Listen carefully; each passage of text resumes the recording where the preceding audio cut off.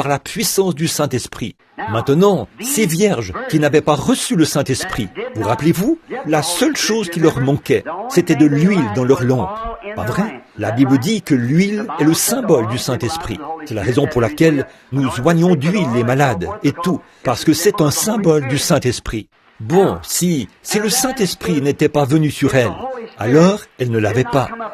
Et quand il est venu, alors elles ont dit, là, il s'agit des vierges qui avaient de l'huile.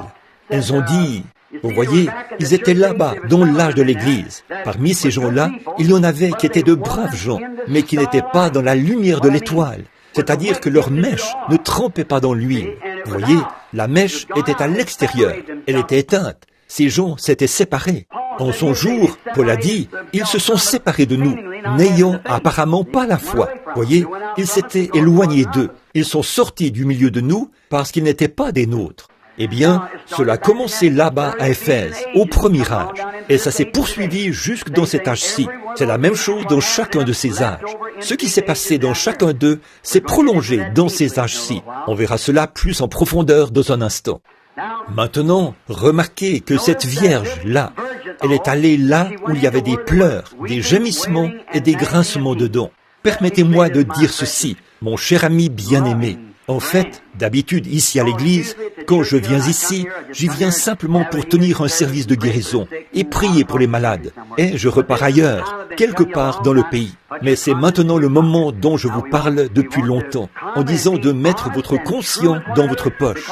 Maintenant, nous voulons venir, être honnêtes et francs les uns avec les autres, parce que nous sommes au dernier jour. Oui, maintenant, c'est en cela que vous, les précieux Nazaréens et pèlerins de la sainteté, avez échoué sous la sanctification. Voyez, saviez-vous que Judas Iscariote, par sa vie, avait atteint ce stade-là? Judas avait cru au Seigneur Jésus en tant que sauveur. Il l'avait accepté comme sauveur. Et il avait aussi été sanctifié. Il avait été sanctifié dans Jean 17, 17, quand Jésus a dit, « Père, sanctifie-les par la vérité. Ta parole est la vérité. » Et il était la parole. Très bien. Dans Matthieu 10, ils ont reçu la puissance de guérir les malades, de ressusciter les morts, de chasser les démons. Ils sont allés dans toutes les régions du pays, ont chassé les démons et sont revenus en se réjouissant, en poussant des cris et en louant Dieu. Jésus leur a dit, « Ne vous réjouissez pas de ce que les démons vous sont soumis, mais réjouissez-vous de ce que vos noms sont dans le livre de vie. » Pas vrai? Et Judas était avec eux. Judas était avec eux. Et ça, c'était 1 an et demi avant que Jésus soit crucifié. Mais par la suite, quand est venu le moment de la Pentecôte, où Judas devait recevoir le Saint-Esprit et tout, il s'est montré sous son vrai jour. Il a renié Jésus. Et il est devenu un traître envers lui. Et c'est exactement de là que vient cet esprit. Il a continué chez Luther, Wesley, qui a amené cette église jusqu'à la sanctification par une vie vierge. Des gens purs, sans tache, saints, agréables, les meilleurs que l'on puisse rencontrer. Mais quand on en est arrivé quand ils se sont mis à parler en langue et à recevoir le Saint-Esprit, les Nazaréens, les pèlerins de la sainteté, les méthodistes libres, ils ont alors dit, c'est du diable. Et c'est à ce moment-là que vous avez blasphémé contre le Saint-Esprit et que vous vous êtes séparés pour toujours. Car quiconque parlera contre le Fils de l'homme, il lui sera pardonné. Mais quiconque parlera contre le Saint-Esprit, il ne lui sera jamais pardonné. Souvenez-vous, tous les disciples ont parlé en langue. Jésus-Christ est mort sur la croix en parlant en langue. Ah oui, si donc vous ne pouvez pas traiter avec ces gens ici, être gentil avec eux ici, qu'en est-il de là-bas? Pour eux, si ce sont des démons, ceux-là l'étaient aussi. Voyez-vous donc où ça s'est montré sous son vrai jour? Voilà cette Vierge, aussi pure que les autres, une vie pure.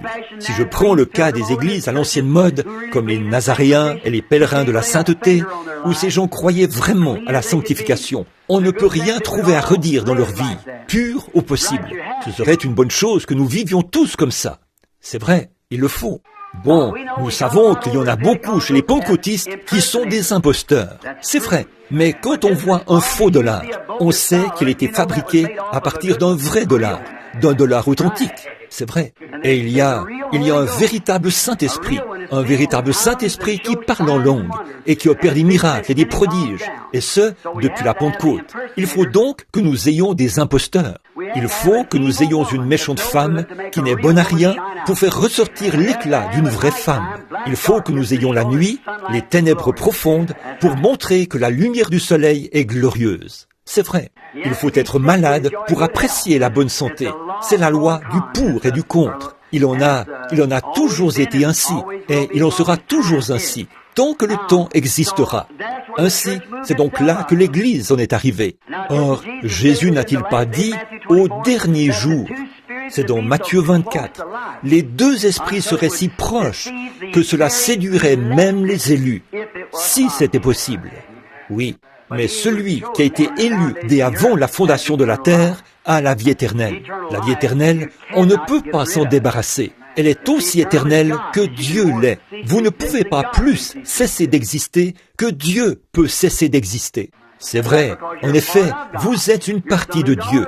Vous êtes un fils ou une fille de Dieu. Votre vie a été changée et vous êtes une partie de Dieu. Vous avez la vie éternelle. Oh, je l'aime, pas vous? Maintenant, quelqu'un m'a remis une note ici.